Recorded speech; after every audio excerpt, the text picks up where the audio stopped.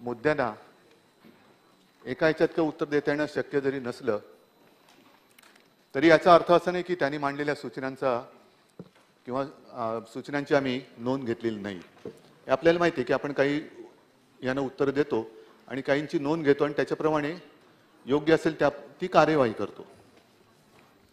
आज मी थोडंसं आपल्या परवानगीने अंतिम आठवडा प्रस्ताव आणि त्याचबरोबरीने एकूणच जे काही आपलं अधिवेशन झालं त्याच्यावरती थोडंसं एक मनमोकळं बोलण्याचा प्रयत्न करणार आहे.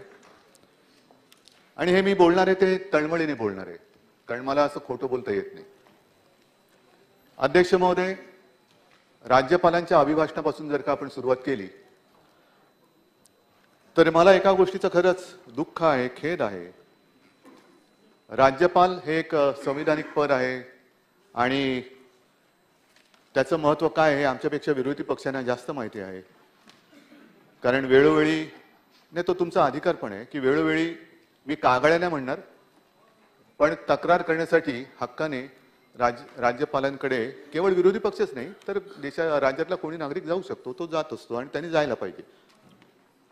पण दुर्दैवाने ह्या सगळ्या गोष्टी आपण जशा पाळतो, अधिकार आपण मानतो, तशा काही प्रथा परंपरा ह्या सुद्धा आपण पाळल्या पाहिजेत. ठीक आहे, एखाद्या गोष्टीबद्दल तुम्हाला आक्षेप घ्यायचा आहे घेऊ शकता, एखाद्या गोष्टीबद्दल विरोधात मत नोंदवायचे नोंदवू शकता, पण निदान आपल्या राज्याची तरी एक संस्कृती आहे, प्रथा आहे, परंपरा आहे. राज्यपालांनी आपलं अभिभाषण म्हणजे सुरू केल्याबरोबर जो काही गोंधळ झाला तो राज्याच्या संस्कृतीला शोभनीय नव्हता. आपण निदान राज्यपाल महोदय काय बोलतायत हे तरी ऐकून घ्यायला पाहिजे होतं. हा, तेव्हा तुम्ही जो एक उल्लेख केला दाऊदचा उल्लेख, तो तेवढा पुरता नव्हता. नंतर संपूर्ण आठवडा आणि जवळपास महिनाभर आपलं अधिवेशन आहे, तो उल्लेख आपण रोजच करत आलेला आहे. म्हणजे देवेंद्रजी काल आपण कविता सांगितली तेच ते आणि तेच ते महिनाभर केलं तुम्ही. दाऊद एके दाऊद, दाऊद एके दाऊद, दाऊद दोणे कोण, हा भाग वेगळा, पण हे तुम्ही ते केलं. पण मला एक अशी अपेक्षा होती की ज्या वेळेला हक्काने आपण राज्य सरकारबद्दल काही तक्रारी आक्षेप राज्यपालांकडे नोंदवत असतो तेव्हा निदान आपलं सरकार, आपल्या राज्याचं सरकार हे काय करत आहे याच्या प्रगतीचा एक आढावा राज्यपाल आपल्यासमोर मांडत असतात. आपण जे काही मुद्दे मांडले, राज्यपालांचं भाषण ऐकलं तर नाहीच, होऊच दिलं नाही. राज्यपाल राष्ट्रगीताला सुद्धा थांबू शकले नाही, त्यांना थांबू दिलं गेलं नाही. म्हणजे हा एवढा मोठा घोर अपमान आजपर्यंत देशातल्या कुठल्या विधानसभेत क्वचितच झाला असेल. पण राज्यपालांच्या अभिभाषणातले मुद्दे जरी आपण पाहिले असते तरी राज्यपालांनी काय सांगितलं की त्यांनी सांगितलं माझे शासन हे समाज सुधारकांच्या आदर्शांचे अनुकरण करते. आता समाज सुधारकांच्या आदर्शांचं अनुकरण करते म्हटल्यानंतर त्यांचं भाषणच ऐकलं नाही तर समाज सुधारक कोण आणि आदर्श तरी काय आणि त्यांचं अनुकरण तरी आम्ही काय करणार, हा एक प्रश्न येतोच. त्याच्यानंतर महत्वाचा होता माझ्या शासनाच्या महाराष्ट्राच्या सीमावर्ती क्षेत्रातील मराठी भाषिक जनतेच्या हक्कासाठी उभे राहण्याचा निर्धार. याच्यासाठी आपण अनेकदा बोलले आणि अनेकदा तुम्ही मान्य पण केलेलं आहे. राहू शकलोय नाही शकलोय पण निदान ऐकायला तर पाहिजे होतं. छत्रपती शिवाजी महाराजांच्या पुतळ्याच्या विटंबनेचा आणि बेळगाव मधील मध्यवर्ती महाराष्ट्र एकीकरण समितीच्या अध्यक्षांवर शाई फेकल्याच्या कृत्याचा माझे शासन तीव्र निषेध करते. आता शासन म्हणजे केवळ एवढंच नाही, आपलं राज्य त्याच्यामध्ये सगळे आले, पण जो जो आपल्या छत्रपतींचा अपमान करेल त्याचा निषेधच नाही तर आणखीन पुढे काय कायद्यानुसार करता येणं शक्य असेल ते करण्याची आवश्यकता आहे. आता पलीकडे राज्य आहे ते शासन आपलं असलं, आपलं म्हणजे ज्यांनी हे भाषण होऊ दिलं नाही त्यांचं असल्यामुळे हे बोलू दिलं नाही की काय, हा एक प्रश्न महाराष्ट्राच्या शिवप्रेमी जनतेला पडलेलाच आहे. त्याच्यानंतर त्यांनी जे सांगितलेलं आहे आपण काय काय केलं, मग त्याच्यात कोविडमध्ये काय केलं, मग वैद्यकीय ऑक्सिजनची कमतरता असताना राज्याने कसा ऑक्सिजन मिळवला, केंद्राने त्यांना कुठून आणायला परवानगी दिली, हजारो किलोमीटर लांबून ऑक्सिजन आणायला लागला होता. आणि मी स्वतः तेव्हा VC मध्ये बोललो होतो माननीय पंतप्रधानांशी की हे फार जीवघेणा हा प्रकार म्हणजे अंतर. आधी मला काय माहिती नव्हतं कारण मी काही सर्वज्ञ नाहीये. मी त्यांना विचारलं ऑक्सिजन तिकडनं एअरलिफ्ट करून आणता येतो का, तर अभ्यास झाला आणि सांगितलं की तो अत्यंत ज्वलनशील असल्यामुळे ऑक्सिजन आणता येत नाही, पण निदान रिकामे टँकर आपण पाठवू शकतो. मग रिकामे टँकर एअरलिफ्ट करून तिकडे नेले आणि तिकडनं मग रेल्वेने म्हणा, रस्त्याने म्हणा, जसं असेल ते आणले गेले. रात्रंदिवस आपल्या शासनाची यंत्रणा ही कार्यरत होती, जिचा मला मुख्यमंत्री म्हणून अभिमान आहे. अभिमान आहे की तीच यंत्रणा आहे. मुख्यमंत्री कोण, मंत्री कोण, कोणी असलं तरी यंत्रणा तीच असते. तीच यंत्रणा ही आपण त्यांना कसं वागवतो आहोत त्याच्याप्रमाणे काम करत असते. बाकी मी इतर काही डिटेल हे काही देत नाही, पण अनेक योजना ह्या त्यांनी सांगण्याचा प्रयत्न ते किंवा सांगणार होते, पण ते ऐकूच दिलं नाही. मग राज्याने काय केलं? पर्यावरण पर्यावरण पर्यावरण सगळेच आपलं एक जसं जेवणात आंबटवरण असतं तसं तोंडी लावायला बोलायला एक पर्यावरण हा भाग ठीक आहे, पण काम कोण करतंय? पर्यावरणाबद्दल खरंच कोणी गांभीर्याने काम करत आहे का? तर याही बाबतीत मला अभिमान वाटतो आणि आहेच, आणि तो अभिमान तुम्हालाही वाटायला काही हरकत नसावी. कारण स्कॉटलंड येथे झालेल्या 26व्या कॉप परिषदेमध्ये हवामान बदलाचा सामना करण्याचा महाराष्ट्राच्या प्रयत्नांची दखल घेतल्याने अंडर 2 कोलिशन लीडरशिप अवॉर्ड 2021 चा भाग असलेली प्रेरणादायी प्रादेशिक नेतृत्व पुरस्कार आपल्या शासनाने जिंकला आणि महाराष्ट्र हा पुरस्कार मिळवणारे भारतातील एकमेव राज्य आहे हे सांगायला मला अभिमान वाटतो, असं राज्यपाल म्हणालेले आहेत. राज्यपालांना अभिमान वाटतो राज्याचा. त्याच्यानंतर कोविडच्या काळामध्ये जे आपण नाही त्याच्या आधीच आपण शिवभोजन योजना सुरू केली आणि कोविडच्या काळामध्ये काही काळ आपण मोफत दिले, काही काळ आपण 5 रुपयांनी केलं, आता परत ती 10 रुपयांनी दिली, पण 10 रुपयांनी एक पूर्ण जेवण आपण देतोय हे सुद्धा मोठी अभिमानाची गोष्ट आहे. गोरगरिबांना 2 घास हे त्यांना मिळून देतोय, त्यांना परवडणाऱ्या दरात, हे फार मोठं काम करतोय. आणि आजपर्यंत साधारणतः 8 कोटीपेक्षा अधिक थाळ्यांचं वितरण छगनराव आपण या माध्यमातून केलंय. म्हणजे एवढी पोटं आपण भरतोय, तेवढे आशीर्वाद आपल्याला मिळतात. हा अमृत महोत्सव आहे आपल्या स्वातंत्र्याचा, आझादी का अमृत महोत्सव, आणि तो करण्यासाठी शासनाने 500 कोटी रुपये मंजूर केलेले आहेत. आता पहिल्यापासून लक्ष ठेवा, कारण त्याच्यानंतर त्याच्यात सुद्धा भ्रष्टाचार करायची तुम्हाला दिसू शकेल.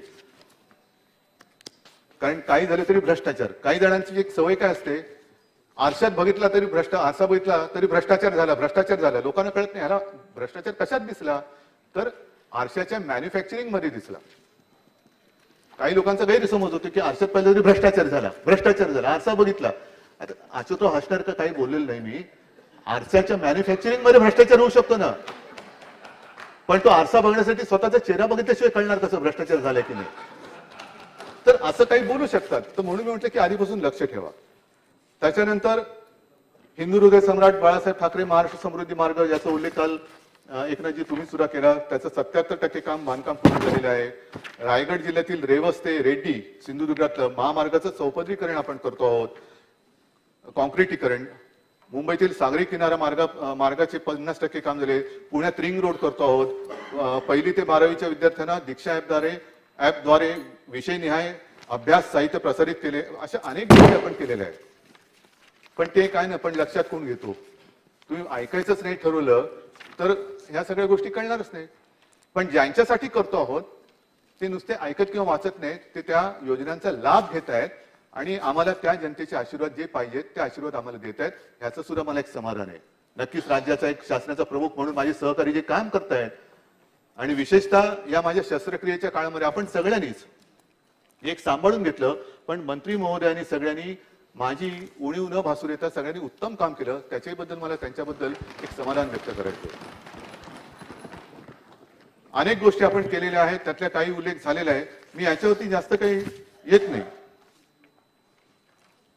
पण जे झाले ते झालेलं आहे आणि ते नाकर्तेपणा कोणी घेऊ नये, करू नये असं मला वाटतं. आता साहजिकच आहे, थोडस नाही म्हटलं तरी मध्ये मध्ये आरोप झाले. सुधीर भाऊ, तुम्ही दरवेळेला छान काहीतरी बोलता आणि मला छान काहीतरी उत्तर द्यावं लागतं. तुम्ही हे शासन आहे कोणाचं, बेवड्यांचं शासन आहे. आपल्या महाराष्ट्राला, शिवछत्रपतींचा महाराष्ट्र, त्याला मध्य राष्ट्र म्हणालात, बरोबर ना? बरोबर आहे. आता हे मद्य जे आहे वाईन, हे किराणा मालाच्या दुकानात मिळत, वाण्याकडे नाही मिळत.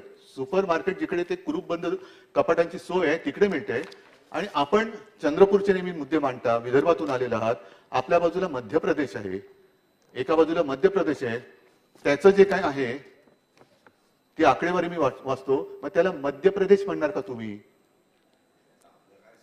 संबंध नाहीये, पण त्यांनी जे काय केलेलं आहे असं नाहीये तुम्ही आपला तो बाब्या आणि दुसरा तो, असं नाही करायचं. मी तुम्हाला सांगतो, 1 मिनिट सांगतो. देशात 1 लाख लोकसंख्येपेक्षा मागे मद्य विक्रीची दुकाने महाराष्ट्रात सर्वात कमी आहेत. कर्नाटक किती आहेत? कोणाचं सरकार आहे तिकडे? 7.10. मध्य प्रदेश 5.07. आता याचं उत्तर द्या. उत्तर प्रदेश तिकडे 2.60. तामिळनाड 9.43. तेलंगणा 6.30. हे सगळं बघितल्यानंतर लगेच आपल्या राज्याची बदनामी करून टाकायची, हे योग्य नाहीये. तुम्ही आमच्यावर टीका करा, पण ज्या महाराष्ट्राची एक तर तुम्ही राज्यपाल जे सांगत होते विकास काय झालेला आहे ते तुम्ही लोकांसमोर येऊ देत नाही. असं एक नावं देऊन तुम्ही महाराष्ट्राला बदनाम करतात, हे योग्य नाहीये. ह्याच्यामध्ये ही दखल शेवटी नागरिक घेत असतात. तुम्ही करा, मी म्हंटल ना टीका करा, कोणत्या टोकाला जायचं, काय टीका करायची, हा ज्याचा त्याचा प्रश्न आहे. तर ह्या एक गोष्टी आहेत. नंतर मला कल्पना आहे की जसं असं म्हणतात की रावणाचा जीव, कारण रावण युद्ध होताना एक मुंडकं उडवलं तरी पुन्हा हा हा हा हा ते पिक्चर मध्ये पुन्हा एक मुंडकं यायचं आणि रावण आपला लढतोय. मग नंतर कळलं की रावणाचा जीव हा बेंबीत होता. तसं काही जणांना काही मिळालं, केंद्रात सरकार मिळालं तरी त्यांचा जीव बेंबीत नाही पण मुंबईत असतो.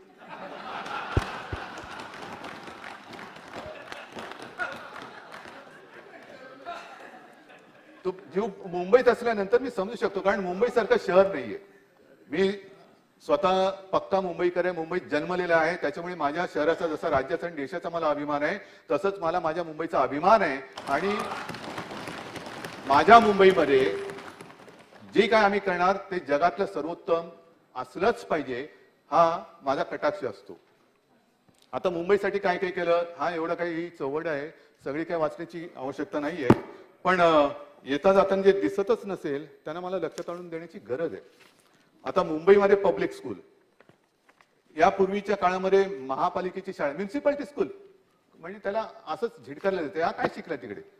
पण आज तुम्हाला अभिमानाने सांगतो मी की महापालिकेच्या शाळांमध्ये सुद्धा आपल्या पाल्याला ऍडमिशन मिळावी, प्रवेश मिळावा म्हणून बाहेर रांग लागलेली असते. ही कदाचित देशातली एकमेव महापालिका असू शकेल. 8 भाषांमधून शिक्षण देणारी जगातील एकमेव महापालिका आहे. 8 भाषातून देणारी जगातील एकमेव आहे. 480 शाळांमध्ये व्हर्च्युअल ट्रेनिंग देतोय. अद्ययावत अभ्यासक्रम असलेल्या टॅबची आपण वापर करतोय टेंडर काढून. घनकचरा व्यवस्थापन करतो आहोत. मागील 2 वर्षांमध्ये झोपडपट्ट्यांमध्ये 15,000 पेक्षा अधिक शौचालय बांधून पूर्ण केले, तर 8,000 पेक्षा अधिक शौचकूपांचे बांधकाम प्रगतीपथावर आहे. जर कोणाची तयारी असेल तर उद्घाटनासाठी आम्ही आमंत्रण देऊ शकतो. शून्य कचरा निर्माण करणाऱ्या इमारतींना मालमत्ता करात 5% सूट. तसंच आपल्याला हे देखील माहिती आहे की 500 स्क्वेअर फुटापर्यंत ज्यांची घरं आहेत त्यांना आपण मालमत्ता करातून पूर्ण सूट दिलेली आहे. अर्धवट दिलेली जी पूर्वी होती तीही काढून टाकली आणि पूर्ण सूट दिलेली. आरोग्यासाठी तर आता नवीन एक योजना सुरू केलेली, कारण अनेक जणांना टेस्ट करून घ्यायचे असतात पण त्या टेस्ट करणं परवडत नाही.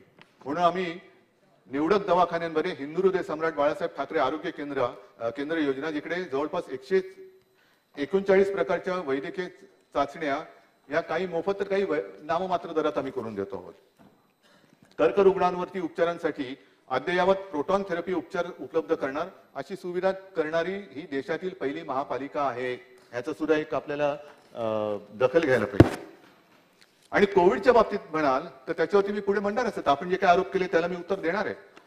परंतु मुंबईने जे काय केलं, खास करून मुंबईने जे केलं ते मुंबई मॉडेल म्हणून जगभरात प्रसिद्ध झालं. उच्च न्यायालय, सर्वोच्च न्यायालय यांनी मुंबई आणि महाराष्ट्राने जे काम केलं त्याची तारीफ केलेली आहे.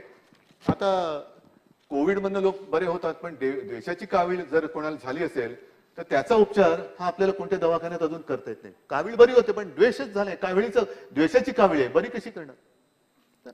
काय करू शकत नाही त्याला, त्याच्याकडे आमच्याकडे उत्तर नाहीये. जम्बो सेंटर सुरू केलं. मला ह्याही बद्दल एक सांगायचं आहे की जेव्हा कोविडने पहिलं पाऊल आपल्या राज्यात टाकलं आणि इतर देशात संपूर्ण, मला स्वतः आपले माननीय पंतप्रधान बोलले होते की उद्धव देखो ये इटली में क्या चल रहा है, लोग रस्ते पे मर रहे, उठाने के लिए कोई नहीं है. ती एक धोक्याची घंटा त्यांनी तेव्हाच माझ्या लक्षात आणून दिली होती. आणि जेव्हा कोविडने पहिलं पाऊल टाकलं त्याही वेळेला आपलं अधिवेशन सुरू होतं, अर्थसंकल्पीयच होतं वाटतं. आणि त्याच वेळेला टोपे साहेब आपणही होतो, सगळेच होतो, पण आपण एक निर्णय घेतला की तातडीने इकडे तिकडे करण्यापेक्षा फील्ड हॉस्पिटल आणि ती सुद्धा जम्बो ही उभारण्याची गरज आहे. मी तर सांगितलं होतं की लागली तर लष्कराची मदत घ्या, काय कमी पडत त्याच्यात वाटण्याचं कारण नाही, पण त्याही बाबतीत आपल्या यंत्रणेने स्वतःच्या ताकदीने स्वतःच्या हिमतीने जम्बो कोविड सेंटर्स उभारली. मला तरी माहिती नाहीये की देशात आणखीन कोणी कशी तिकडे उभारली असतील.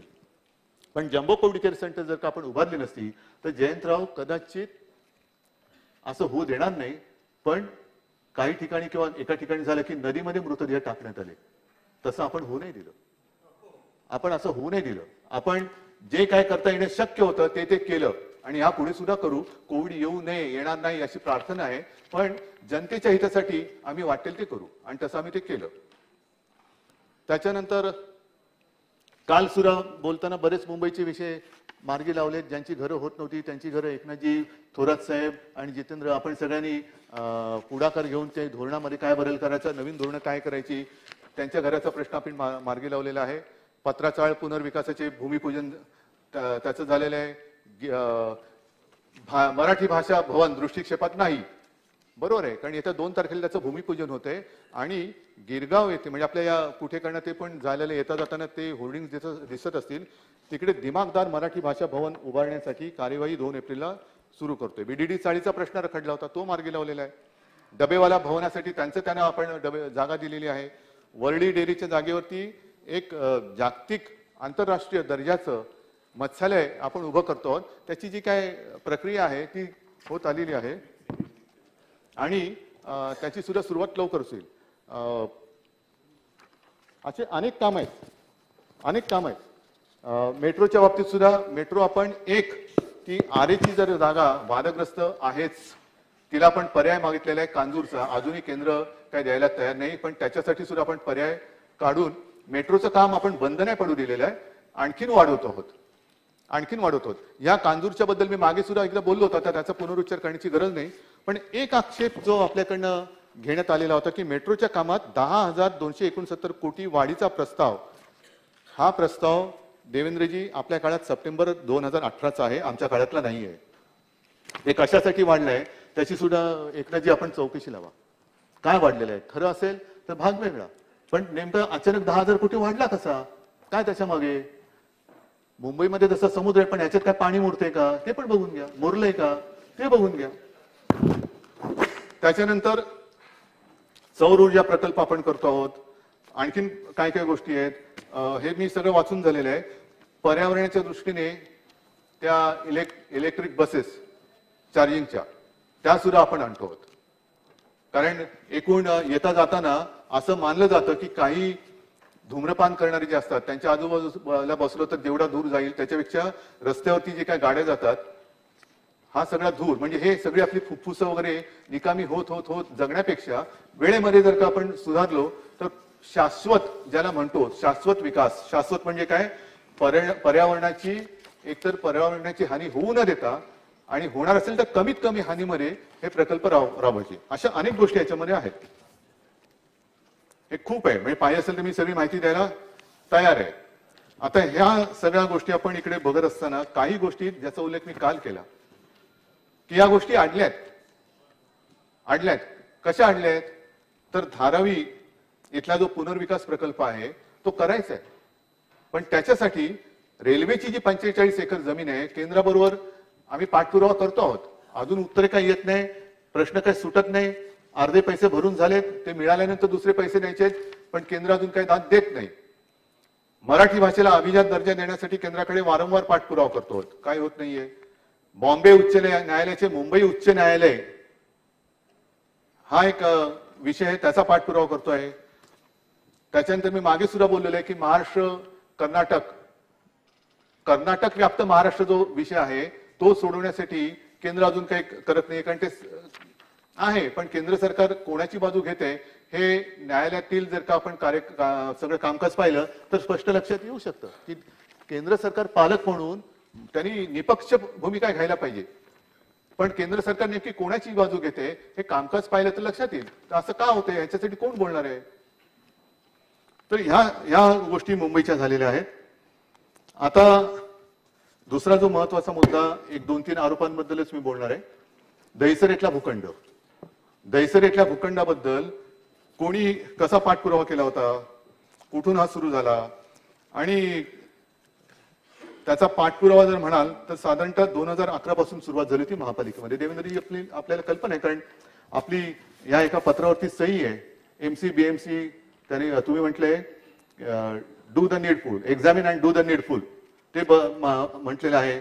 त्याच्यानंतर त्यावेळेचे तुमचे विधान परिषदेचे धनंजय मुंडे, आता विधान परिषदेचे विरोधी पक्ष नेत्यांचा त्यावेळेचा उल्लेख इथे केला तर चालेल ना? अगदी केरळाचं उत्तर तामिळनाडूला दिल्यासारखं नाही ना होणार? मी विचारतो, मला माहिती नाही ह्या गोष्टी. तर त्याने एक पत्र दिलं होतं, त्याच्यावरती तुम्ही उत्तर दिलेलं आहे. अजय मेहतानी नाही म्हटलं का? तर तसंही नाहीये. अजय मेहतानी सुद्धा त्याच्यावरती त्यांची टिप्पणी दिलेली आहे. मग करता करता करता त्याची किंमत वगैरे ठरवतं कोण? चंद्रकांत दादा, तुम्हाला कल्पना आहे, कारण महसूल खातं त्यावेळेला आपल्याकडे होतं. ती जी काय जमिनीची किंमत ठरवणारी जी यंत्रणा असते ती आपल्या खात्याकडे होती. त्यांनी ती किंमत ठरवली. ती किंमत दिली गेल्यानंतर पुन्हा त्याच्यावर त्यांनी वाद केला, तर कोर्टात गेलाय. आता आपण असं म्हणतोय की तो तर किती 900 कोटी मागतोय. आपण त्यांना 349 कोटी दिले. पण हा सगळा जो पाठपुरावा आहे त्याची सुरुवात मनीषाताई आपण केली होती. आपण फोटो सुद्धा ट्विट केला होता या दहिसरच्या हॉस्पिटलच्या बाबतीत. हा, मला वाटलं तुम्ही आता तुमचं मत बदलले की काय? हॉस्पिटल हवं की नको? हवं ना? हवं की नको? नाही ते आशिष बोलते बोलू नका, पण तुमच्या वॉर्डाचा प्रश्न आहे. लोक तुम्हाला विचारणार आहेत, आशिषला नाही. हॉस्पिटल हवं की नको? नाही, एक मिनिट, तुमचं म्हणून हा सांगा.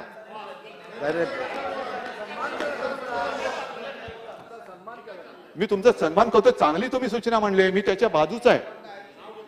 पण आता हा वाद कोर्टात सगळा गेलेला आहे. तिकडे हॉस्पिटल व्हावं ही तुमच्याप्रमाणे आमच्या सगळ्यांची इच्छा आहे. आणि म्हणून तो भूखंड ताब्यात घेण्याचा आग्रह जसा तुमच्या पक्षाने धरला, तेव्हा आम्ही सुद्धा तुमच्यासोबत, तुम्ही आमच्यासोबत महापालिकेत एकत्र होतो. इम्प्रुव्हमेंट कमिटीमध्ये मला वाटतं भालचंद्र सिरसाट यांनी तो विषय आणला आणि तो करत करत इथपर्यंत आणला. आता ह्याच्यात भ्रष्टाचार कुठे झाला? कारण कोर्टात प्रकरण आहे. उलट महापालिकेने आक्षेप घेतलेला आहे की याला वाजवीपेक्षा जास्त पैसे दिले गेलेले आहेत. आणि हे दर ठरवण्याचं काम महापालिका करत नाही, ते महसूल खात्याची जी एक यंत्रणा असते ती करते. तिने केलेलं आहे, त्यानुसार ते आपण पैसे त्याने दिले गेलेले आहेत. हा एक भाग आहे. त्याच्यानंतर कोविड काळात भ्रष्टाचार. मला खरंच एका गोष्टीचं दुःख वाटतं की महापालिकेने एवढं अप्रतिम काम केलं आणि एपिडेमिक ऍक्ट जो आहे त्या एपिडेमिक ऍक्टमध्ये हे स्पष्ट नमूद केलेलं आहे, ती नोंद माझ्याकडे आहे, की या काळामध्ये तुम्ही काम जे करता त्याच्याबद्दल कोणी आक्षेप घेण्याचं कारण नाही. आणि मी थोडीशी माहिती घेतली. मला आपल्याकडनं जर अधिक त्याला पुष्टी किंवा ते खोडून काढलं तर बरं होईल. प्रामाणिकपणाने सांगतो की कोविडशी लढताना माननीय पंतप्रधानांनी सुद्धा पक्षभेद विसरून सर्व राज्यांना सारखी मदत केली. मी उघड सांगतो, ह्याच्यामध्ये मी कद्रूपणा करणार नाही. काय किंमत होती पीपी किटची तेव्हा? N95ची काय होती? मिळतच नव्हते. आणि मिळत होते ते अशा किमतीला मिळत होते, पण काही वेळेला घेण्याशिवाय पर्याय नव्हता. पण केंद्र सरकारने तेव्हा ते आपल्याला मोफत दिले काही काळ. मग केंद्राने काय केलं की एका सेक्रेटरीचा गट तयार केला आणि त्याला GFR म्हणतो, जनरल फायनान्शियल रूल्स, ते ओलांडून पलीकडे जाण्याची त्यांना मुभा दिली. ती दिल्यानंतर त्या गटाने जशी आवश्यकता, पीपी किट कोण आहेत, औषधं कोणाकडनं घ्यायची, व्हेंटिलेटर्स कोणाकडनं, दुर्दैवाने व्हेंटिलेटर्स तेवढे चालले नाहीत, पण करणार काय, जे उपलब्ध होते ते घ्यावे लागले. पण त्यांच्याशी वाटाघाटी केल्या आणि ह्या वस्तू ज्या वेळेला गरज होती त्यावेळेला त्या पुरवल्या. म्हणजे टेंडर काढली होती का? आणखीन एका कंपनीला त्यांनी ती जबाबदारी दिली होती, HLL, ही मला वाटतं त्रिवेंद्रमला आहे.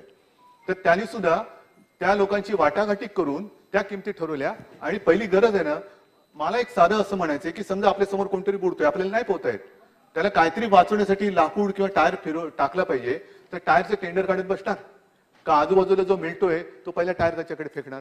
त्याचा जीव वाचवणं ही प्राथमिकता आहे आणि तेच काम त्यावेळेला महापालिकेने केलं आणि महापालिकेने मी निश्चितपणाने सांगतो की एकही काम विदाऊट टेंडर केलेलं नाही. शॉर्ट नोटीस टेंडर काढली गेली आणि त्याच्यात सुद्धा जो L1 आला त्याला ते काम दिलं गेलेलं आहे. तरी सुद्धा त्यांच्या मागे चौकशा. म्हणजे थोडक्यामध्ये काय, मुंबईचं जे कौतुक सगळे जे झालं, मुंबईने जी आपली धारावीमध्ये काय काम केलं, कसं किती ती झोपडपट्टी आहे सगळ्यांनाच माहिती आहे. एकेका खोलीत 8-8, 10-10 लोक राहतात. काय सुरक्षित अंतर ठेवणार आणि मास्क तरी कुठे घालणार. पण धारावी वाचवली, हे केवढं मोठं काम झालं. सगळे म्हणजे मला तेव्हा केंद्राचं पथक यायचं, ते असं थरथरलेलं असायचं. साहब कुछ भी करो धारावी को बचाना पडेगा, कुछ भी करो, आपको जो करना है करो, आप क्वारंटाईन हे करो, काय कॅम्प काढा, 2-2, 4-4 लाखांना तिकीट टाकायला लागलं तरी चालेल, पण तुम्ही काहीतरी करा. पण अभिमानाने हे सुद्धा सांगेन की महापालिकेची यंत्रणा ही महापालिका आयुक्तांपासून तळागाळातल्या त्या कर्मचाऱ्यापर्यंत धारावीत उतरली आणि त्यांनी धारावी वाचवली. ह्याचं कौतुक कोणालाच नाही. कौतुक नका करू, पण निदान एक ती जी काय म्हणे ना, घरच्या म्हातारीचे काळ, ते तरी होण्याचं पाप करू नका. ते तरी होण्याचं पाप करू नका. महापालिकेने काम केलं. हा, जिकडे तुम्हाला वाटलं की इकडे उणी राहिली सांगा तुम्ही, पण भ्रष्टाचार केला. कुठे भ्रष्टाचार याच्यामध्ये? तसंच तुम्ही आणखीन एक जो मुद्दा काढला तो एसटीपीचा, जो शहराच्या दृष्टीने अतिशय महत्वाचा आहे, अतिशय महत्वाचा आहे आणि तो झालाच पाहिजे, तो करणारच. पण आमचं सरकार येण्याच्या आधी 8 ते 9 वेळा ही टेंडर काढून रद्द करण्यात आली. त्याची कारणं सुद्धा सगळ्यांना माहिती आहे, कारण महापालिका आम्ही बघत होतो, सत्तेत सुद्धा आम्ही तुमच्यासोबत होतो. काही वेळेला जी एक त्याला काय म्हणायचं, एक संस्था असते किंवा ज्यांच्याकडे जो अधिकार असतो, ती त्यांचे नॉर्म्स आणि निकष हे बदलत होते. म्हणून निघालेली हा, ते याला माझ्यापेक्षा आधी त्याला जास्त माहिती. तर त्यांनी ते निकष बदलले म्हणून टेंडर आपल्याला रद्द करावी लागली. मग हे सरकार आल्यानंतर पुन्हा टेंडर काढली. त्यांच्या सगळ्या त्या नवीन बदललेल्या नियमानुसार, अत्याधुनिक तंत्रज्ञानानुसार ही सगळी नवीन टेंडर काढली. उघडल्यानंतर असं लक्षात आलं की जेवढी किंमत आपल्याला एक प्रस्तावित होती, एवढ्या किमतीमध्ये व्हायला पाहिजे, त्या किमतीच्या 60 ते 75% ही अभाव आली. 60 ते 75%. मग काय केलं? महापालिकेने IIT कडे पाठवलं की हे तुम्ही बघा, आमचं चुकले का त्यांचं चुकले. आणि त्यांनी पूर्ण अभ्यास केला, त्या लोकांचं प्रेझेंटेशन घेतलं आणि मग त्यांचा अभिप्राय दिला की महापालिकेचं चूक नाहीये, यांचं चूक आहे. मग ती टेंडर पुन्हा रद्द केली. आता पुन्हा नव्याने टेंडर काढली. नव्याने टेंडर काढल्यानंतर मधल्या काळामध्ये ह्याला जो विलंब झाला, तो विलंब कशामुळे झाला हा एक भाग झालाच. पण कोर्टामध्ये काही स्वयंसेवी संस्था गेल्या. मग सुप्रीम कोर्टाने त्याच्यात दखल घेतली आणि सुप्रीम कोर्टाने सांगितलं की यापुढे ही संपूर्ण जी काही प्रोसिजर आहे, प्रोसेस आहे, ही आम्ही आमच्या निगराणीखाली करणार. मग त्यानुसार अध्यक्ष महोदय जी टेंडर आलेत त्यातलं टेक्निकल बिड माझ्या माहितीप्रमाणे गेल्या सोमवारी उघडलं गेलं आणि जे कमर्शियल आहे ते येत्या काही दिवसात उघडणार आहे आणि सुप्रीम कोर्टात पाठवणार आहे. मग जिथे अजून ते उघडलं गेलेलं नाहीये, एक पैसा त्याच्यात खर्च झालेला नाहीये, तर त्या पाकिटामध्ये भ्रष्टाचार झाले तुम्हाला कसं कळलं? त्यातला पेन ड्राईव्ह तुम्हाला कोणी दिला? हा निराधार आरोप आहे. म्हणजे आरोप करा, पण आरोप करताना काहीतरी त्याला आधार ठेवा. हीच जर का तुमची माहिती आणि त्या माहितीच्या आधारे तुम्ही कागदपत्र देणार असाल आणि मंत्र्यांचे राजीनामे मागणार असाल तर मग हा अन्याय. आणि मला एका गोष्टीचं आश्चर्य वाटतं, थोडंसं त्याच्यावरती नंतर मी बोलणारच आहे, पण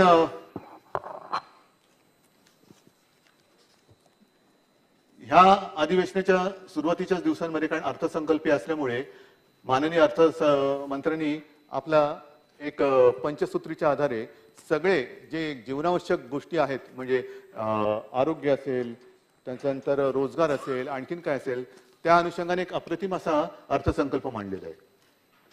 अप्रतिम आहे, म्हणजे चांगलं आहे. जे काय आता करता येणं शक्य आहे या सगळ्या कठीण काळामध्ये, त्या सगळ्यांची दखल घेऊन तो अर्थसंकल्प मांडलेला आहे. त्याचं मी काय आता पुनरुच्चार करणार नाही, कारण त्याला व्यवस्थित त्याच्यावर चर्चा झालेली आहे आणि स्वतः अर्थमंत्री महोदयांनी त्याच्यावरती उत्तर दिलेलं आहे. आता मला काय म्हणायचंय, हे थोडं सगळं झाल्यानंतर प्रतिमा आणि बदनामी, टीका मी समजू शकतो, मी टीकेला घाबरत नाही, अजिबात नाही, आणि बदनामीला पण घाबरत नाही, कारण मी जो आहे हा असा आहे आणि तो लोकांना मला माहिती आहे मी कसा आहे, त्याच्यामुळे बदनामीला घाबरत नाही. पण बदनामी करताना कोणत्या थराला जाऊन करायची? नवाब मलिकांचा राजीनामा, जर दोषी असतील, संबंध असतील, बघू ना काय करायचं. पण तुम्ही आरोप करायचे आणि असे आरोप केले ज्याच्यात तथ्यहीन आरोप करायचे आणि एवढ्या वेळा बोलायचं की जणू काही ते सत्य वाटायला लागतं. म्हणजे एका गोष्टीचं मला दुःख काय वाटतं किंवा आश्चर्य वाटतं की केंद्रीय ज्या काही संस्था आहेत त्या एवढ्या पोकळ झाल्या का की नवाब मलिक हा दाऊदचा हस्तक संपूर्ण मुंबईत देशात सगळीकडे फिरतोय, 4-4, 5-5 वेळा निवडून येतोय, मंत्री बनतोय, तरी केंद्रातल्या यंत्रणेला माहितीच नाही. केंद्राच्या यंत्रणेला माहितीच नाही. आहेच तसंच आहे. केंद्राच्या यंत्रणा मग करतात काय? नुसतं थाळ्या वाजवा, दिवे पेटवा, दिवे घालवा, हे करायचं. मग जे काय दिवे लागताय त्या दिव्याच्या प्रकाशात तरी बघा ना दाऊदचा माणूस कोण कोण आहे. पण एक मी समजू शकतो की तिरंदाज जो असतो तो लक्ष्यभेद करतो, तो बाण त्याला असतं, त्याचं कौशल्य असतं, बाण त्या लक्ष भेद करणार असला पाहिजे, भेद करणार असला पाहिजे. पण आता काय होतंय, त्या बाण म्हणजे त्या एजन्सीज आहेत, त्यांना हातात पकडून लक्षावरती जाऊन खुपसलं जाते की हे तुझं लक्ष आणि हे तुझं शस्त्र सगळं. म्हणजे त्याची मला देवेंद्रजी तुम्हाला खरं केंद्राने घ्यायला पाहिजे, रॉ, सीबीआय, आणखीन काय काय काय काय, म्हणजे काम अधिक वेगाने होईल, अधिक वेगाने होईल. कारण ती माहिती ईडी कडे तुम्ही दिलीत असं तुमचं मी कुठेतरी वक्तव्य वाचलं. म्हणजे ईडी एवढी बेकार लोक आहेत का तिकडे, त्यांना काहीच माहिती नाहीये. द्या माहिती द्या, कोणाला ह्याला ठोकायचे ठोकतो, त्याला ठोकायचे ठोकतो, माहिती दे ठोकतो. म्हणजे माहिती देणारे तुम्हीच, आरोप करणारे तुम्हीच, चौकशी करणारे तुम्हीच. मग त्यांच्याप्रमाणे शिक्षा पण हेच करतात. कारण होणार काय की असे सगळे कडक केसेस करून दिल्यानंतर न्यायालय तरी काय करणार. आमचा न्यायदेवतेवरती विश्वास आहे, पण सगळं यंत्रणा ह्या अशा राबवणार म्हणजे ती ईडी आहे का घरगडी आहे हेच माहिती नाहीये, हेच कळत नाहीये. आणि मी तसं यावेळेला अधिवेशनामध्ये मध्ये मध्ये येऊन गेलो, माझ्या ऑफिसमध्ये बसून कामं सुरू होती. पण येता जाताना हा गंमत वाटेल पण गमतीचा विषय नाहीये.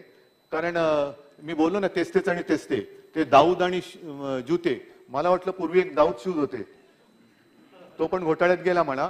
पण ते दाऊद शूजची एजन्सी नवीन कोणी घेतली का? कारण दाऊद आणि जुते. बरं हा दाऊद आहे कुठे हो, माहिती कोणाला?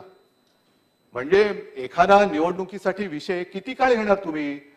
जसं राम मंदिराचा विषय इतके वर्ष तुम्ही घेतलात, आता ह्याच्या पुढे दाऊदचा घेणार आहात का? म्हणजे आधी रामाच्या नावाने मत, आता दाऊदच्या नावाने मागणार आहात का? हे काय चाललेलं आहे? बरं दाऊद जो आहे कुठे आहे माहिती तरी आहे का? कोणालाच माहिती नाही. असेल तर मला आणत का नाही? कारण मागे मला आठवते गोपीनाथ मुंडे आपले उपमुख्यमंत्री होते, त्यांनी सांगितलं की दाऊदला आम्ही फरफटत आणू. आता आपण त्याच्या मागे फरफटत चाललोय आणि त्याचे हस्तक शोधतोय. कुठे हस्तक? तू हस्तक आहे, तू हस्तक आहे, तू हस्तक आहे. पण मला तरी आठवत नाही, तुमच्याकडे माहिती असेल तर सांगा, ओबामाने ओसामाच्या नावाने मतं मागितली होती का? त्यांनी निवडणुकीत त्याचा उल्लेख केला होता का? पण ते जे कावस पाडले, देशावरती हल्ला, आम्ही बोलतो पण हल्लेखोराचं काय करतो? ओबामाने कोणाची वाट नाही माहिती, परवा नाही केली. पाकिस्तान काय केलं, ढग आहेत तर त्याच्या आडून हेलिकॉप्टर पाठवायचं का, असा थिल्लरपणा नाही केला. थेट त्यांचे ते जवान पाठवले आणि घरात घुसून त्या लादेनला मारला. ह्याला म्हणतात मर्दपणा. कान्या मारत दाऊदला उडवा ना, मूळच उकळून टाका. अजूनही आम्ही बघतोय कोण कोण कसं येते, त्यांचे अंडरवर्ल्ड शिकेचे संबंध आहेत, मग ते कोण त्याचं हस्तक आहे. जा घुसा, दाऊदच्या घरात घुसून त्याला मारा, जसं ओबामाने ओसामाला मारलं तसं. ह्याला म्हणतात मर्दपणा, याला म्हणतात हिंमत, याला म्हणतात हिंमत. पण काही न करता नुसतं तुम्ही जे आमच्यावर आरोप करतायत, मी पुन्हा प्रामाणिकपणाने सांगतो की देशद्रोह्यांच्या विरोधात आम्ही आहोतच, त्याच्याबद्दल कुठेही दुमत होण्याचं कारण नाही. पण नवाब मलिकांचा राजीनामा तुम्ही मागता आहात, त्याच्या आधी जे काही घडले काश्मीरमध्ये, त्यावेळेला मेहबूबा मुफ्ती बरोबर तुम्ही बसला होतात. मी ते माझ्या भाषणात पण बोलले, अनेकदा बोलले, तेच ते दुसरं आहे काय आपल्याकडे? पण अफजल गुरुला फाशी देण्याचा जेव्हा प्रश्न आला, त्यावेळेला या मेहबूबा मुफ्तीबाईंचं काय वक्तव्य होतं? अफजल गुरुला फाशी देऊ नका. ज्यांनी लोकसभेवरती हल्ला केला, देशाच्या सर्वोच्च लोकशाहीच्या मंदिरावरती हल्ला केला, त्याचा मास्टर माइंड, त्याचा ब्रेन, त्याला फाशी देऊ नका. आणि दिल्यानंतर त्याचं पार्थिव त्यांच्या कुटुंबियांकडे द्या. त्यावेळेला जर मी विसरलो नसेल तर तेव्हा सत्तेमध्ये भाजपा सामील होता. होता नव्हता माहित नाही, पण त्यांच्याबरोबर तुम्हाला तुम्ही सत्तेचा पाठ मांडला होता. त्याच्या आधी सुद्धा त्यांची मतं कशी होती, कारण एका रात्रीमध्ये नाही असेल किंवा नसेल, मी आरोप नाही करत आहे, मी सांगतोय घटना, माझं समजून घ्या, मी तुमच्यावरती आरोप नाही करत आहे. जर तुम्ही सत्तेत तेव्हा असाल तर असाल, एक काढल्या तारखा तर कळतील. पण बुऱ्हाण वाणीला मारल्यानंतर सुद्धा ज्यांच्या घरी या मेहबूबाबाई गेल्या होत्या, म्हणजे त्यांचे विचार एका रात्रीत नाही बदलले. या विचारांची ही माणसं माहिती असताना सुद्धा तुम्ही त्यांच्यासोबत सत्तेत बसला. मग अफजल गुरु देशद्रोही नव्हता? मग ते का अफजल सरकार होतं का बुऱ्हाण सरकार होतं? कोणी कोणाचा राजीनामा घ्यायचा किंवा सत्ता तेव्हा तुम्ही स्थापन नंतर केली असेल किंवा आधी केली असेल, पण विचार तर तेच आहे. जसं मी सांगतो की मी कडवट हिंदुत्ववादी आहेच आणि तो राहणार, माझे विचार बदललेले नाहीयेत आणि बदलणार नाहीये, मी परत एकदा सांगतो तुम्हाला. पण सत्तेसाठी आपण काय करायचं ते सोडून द्यायचं. म्हणजे आणखीन एक म्हण आहे, ते स्वतःच ठेवायचं झाकून. आता तेव्हा आम्ही, मला वाटतं अजूनही तुम्ही बघा, कारण तेव्हा भाजपा सत्तेत असेल, कारण आम्हाला प्रश्न पडला होता की या अफजल गुरुला फाशी देऊ नका सांगणाऱ्या मेहबूबाबाई भारत माता की जय बोलायला लागले की काय, वंदे मातरम बोलायला लागले की काय. बोलले असते तर आम्ही सुद्धा सत्तेत नसतो आलो, पण त्यांच्यात दर्शन घ्यायला आलो असतो आम्ही, की ते एकमेका बरोबर आल्यानंतर वंदे मातरम बोलायला लागल्या, भारत माता की जय बोलायला लागल्या. या सगळ्या गोष्टी बघितल्यानंतर आणखीन एक मुद्दा जो आहे तो मुद्दा मुदस्सर लांबेचाच आहे. मुदस्सर लांबेचं तुम्ही सांगितलं नाही, दाऊद के लांबे हात. हे लांबे हात त्या माहीमच्या दर्ग्यामध्ये आपल्याला हार घालत असतानाच फोटो, आणि तेव्हा एक ऐतिहासिक क्षण होता तो, आणि त्या ऐतिहासिक क्षणाचे सगळे क्रांतिकारक ह्यांचे फोटो आहेत, मुदस्सर लांबे आणि सगळेजण. हे सगळे क्रांतिकारक, त्यांच्यावरची गुन्ह्याची यादी वाचा. आणि कदाचित तेव्हा आपल्याला कल्पना नसेल, कारण असं कधीतरी होतं की आपल्यासोबत कोणतरी फोटो काढतो आणि नाही, आता परवा तुम्ही माझा त्या याच्याबरोबर फोटो दाखवला ना, मग तसा माझा तुमच्यासोबत फोटो आहे, मोदीजींबरोबर सोबत आहे, अमितजींबरोबर सोबत आहे. त्यांनी काय होत नाही, पण किमान आपण बोलताना फोटोबद्दल काय नाही. कारण मागे एकदा असं म्हटलं होतं की फोटो कधी कोणी लग्नात फोटो काढला म्हणून काय तो त्याच्या आणि त्याचे काही संबंध लावता येतील असं नाहीये. पण विशेष म्हणजे त्या नेमणुकीचं पत्र, कारण ती निवडणूक त्याची प्रक्रिया मला वाटतं दादा आपण सगळी सांगितली, पण त्याच्यावरती सही जी आहे ती सही तत्कालीन जे मंत्री होते त्यांनी हिरव्या शाहीमध्ये केलेली आहे. आता तो हिरवी शाही योगायोग असू शकेल, आणि ते म्हणजे आताचे तुमचे राष्ट्रीय सरचिटणीस विनोदजी तावडे, त्यांची सही आहे त्याच्यामध्ये. तर तो पण कागद माझ्याकडे. तर ह्या काही काही गोष्टी आपण समजून घेतल्या पाहिजेत एकमेकाला. धर की ठोक हे बरोबर नाहीये, याने कोणाचंच काय होणार नाहीये. नुसता आरोप करून राज्य चालू शकत नाही. एखाद्याला तू वाईट आहेस हे सांगण्यासाठी तू स्वतः किती चांगला आहेस हे लोकांना सांगावं लागतं, दाखवून द्यावं लागतं, तर तो सांगेल की हा किती वाईट आहे. पण तू काही केलं नाही, अरे मग तू तरी काय केलं ते तर सांग. पण तुम्ही जर का तेच केलं असेल कळत न कळत, मग हा कसा काय वाईट होऊ शकतो. आणि म्हणून मला असं वाटतं की आता जे काय चाललेलं आहे, एक गोष्टी आधी बोलून मग केल्या जातात. आता मध्ये हर्षवर्धन पाटील जे पहिले तुमच्याकडे होते, त्यांना झोप लागत नव्हती, मग झोपेचं औषध घेतलं, तिकडे जाऊन झोपायला लागले.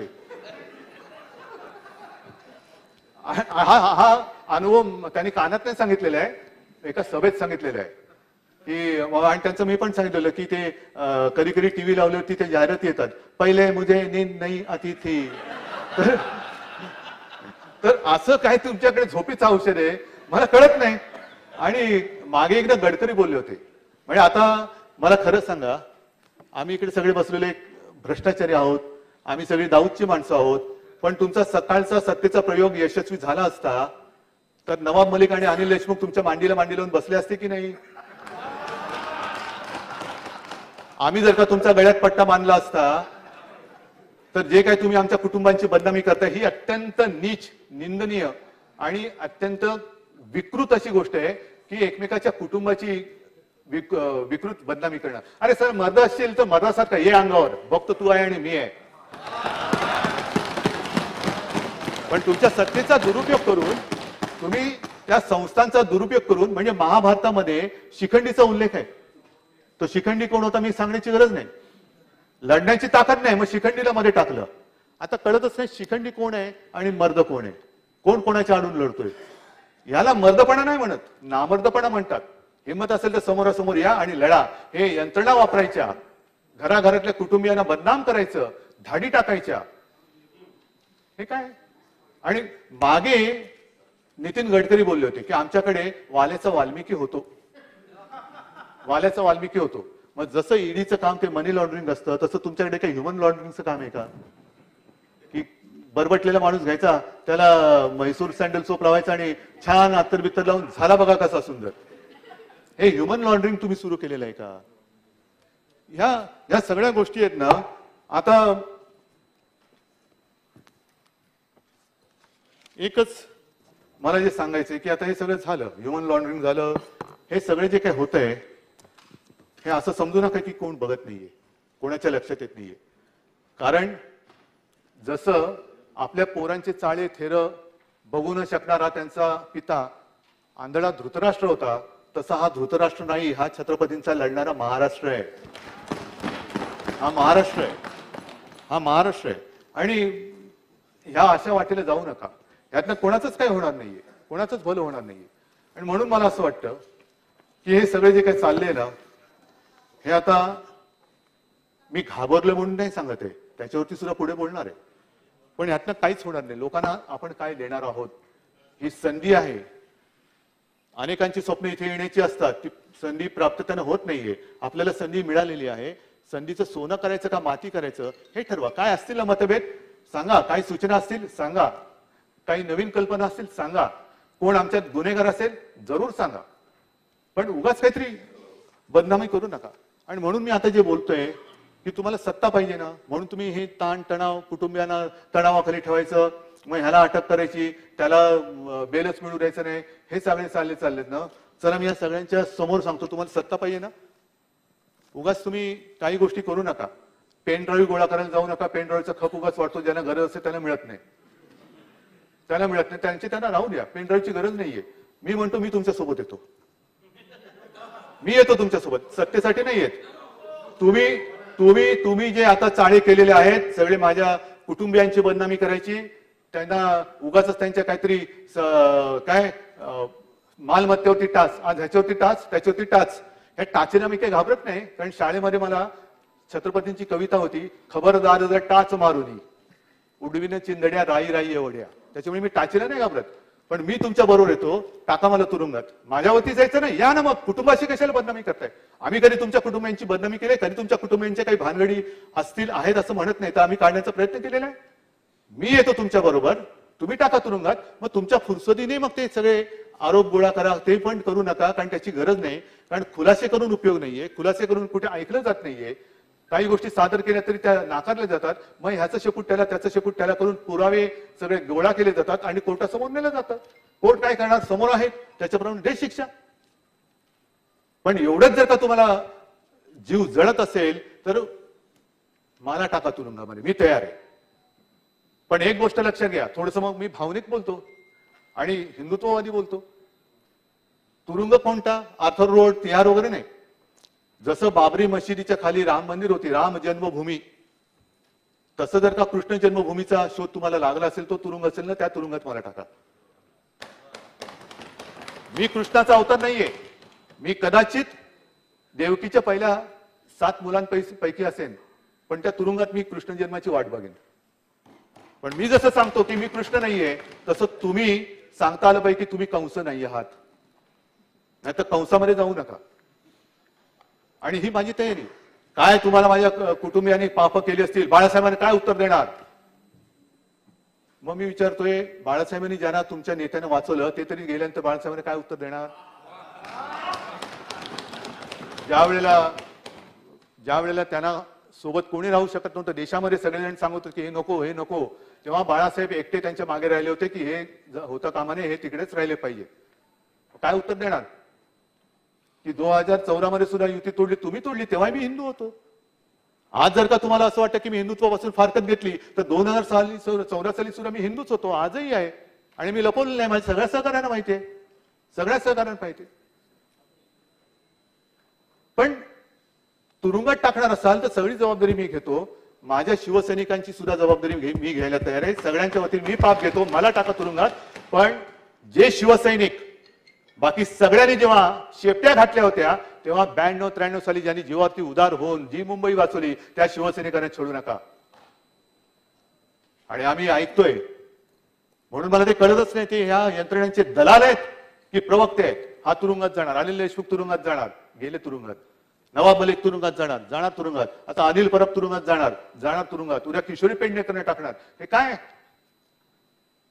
कुठे कायदा सुव्यवस्था आणि लोकशाहीचा खून? ह्याच्या पलीकडे काय आणखीन असू शकतो? अघोषित निदान इंदिरा गांधींनी तरी आणीबाणी घोषित केली होती. ही अघोषित आणीबाणी एवढा डरपोकपणा त्यांच्यामध्ये नव्हता. डरपोकपणाने आणीबाणी नाही राबवली, घोषणा केली आणीबाणीची. चांगली वाईट हा ज्याचा तो वेगळा भाग आहे, पण एक धारिष्ट लागतं, ते धारिष्ट त्यांच्यामध्ये होतं. आणि आज सुद्धा अनिल परब इकडे बसलेले आहेत. मी सगळ्यांना सांगतो की 92-93 साली पोलिसांनी आणि मिलिटरीच्या लष्करांनी हिंदूंना वाचवण्यासाठी जेव्हा अनिल परब गेले तेव्हा भर रस्त्यात त्यानं गुरासारखं मारलेलं.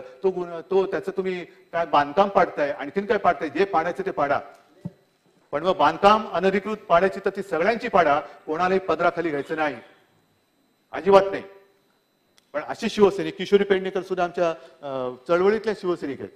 ज्या वेळेला एका व्यक्तीला बाळासाहेबांनी काढून टाकला होता 2005ला, काढून टाकला, गेट आउट, नाही पाहिजे तू, असा अशी घाण नाही पाहिजे, तेव्हा त्यांच्यासोबत काही जण गेले होते.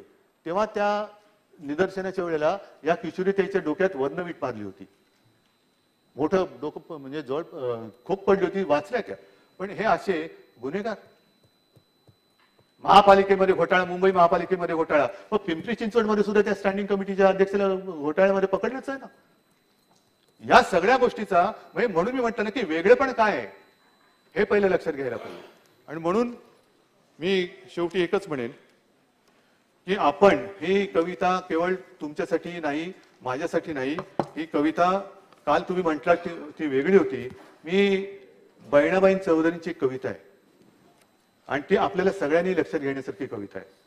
माणूस माणूस मतलबी रे माणसा, तुले फार हवं तुझी हाका केला आशा. आता गुलाबराव तुम्ही याचं भाषांतर मराठीत करून सांगा कोणत्या भागातले असतील. दादा तुम्हाला पण असेल. आणि हे बाकीची मी हे वाचत नाही कारण खूप त्यांनी वर्मी लागेल असं लिहिलेलं आहे. म्हणजे पुढचं जे आहे, मानसा मानसा तुझी नियत बेकार, तुझ्याहून बरं गोठ्यातलं जनावर. हे अशा सगळ्या गोष्टी आहे. आणि शेवट जो आहे तो फार महत्वाचा, जो तुम्ही आम्ही सगळ्यांनी लक्षात ठेवला पाहिजे. मानसा मानसा तरी होशीन माणूस, लोभासाठी, लोभ सगळ्यांनाच असतो, पण लोभासाठी झाला मानसाचा रे कानूस. आणि ही जर का आपल्या संतांची, या कवित्रींची शिकवण जर का आपण लक्षात ठेवली आणि तसं जर का वागलो तर मला असं वाटतं जे राज्यपालांच्या अभिभाषणाच्या वेळेला झालं, जे आता जे राज्यामध्ये चालू आहे की एकमेकाची चिखलतोड करायची. आणि मला प्रसिद्धी माध्यमांना म्हणून सांगायचे, बातम्या दाखवा, जरूर दाखवा, पण कोणाचं तरी आयुष्य उद्ध्वस्त होईल अशा प्रकारे जी एक बदनामी केली जाते तिला तरी निदान आपण साथ सोबत देऊ नका. आयुष्य उद्ध्वस्त होतात आणि कालांतराने कळतं आणि ह्याच्यामध्ये काही नव्हतंच. तर ही एक माणुसकी, आपण सत्ताधारी असू विरोधी असू पण या देशाचे एक नागरिक आहोत, एवढीच तशी वागा, एवढीच माझी एक विनंती आहे. धन्यवाद. जय हिंद, जय महाराष्ट्र.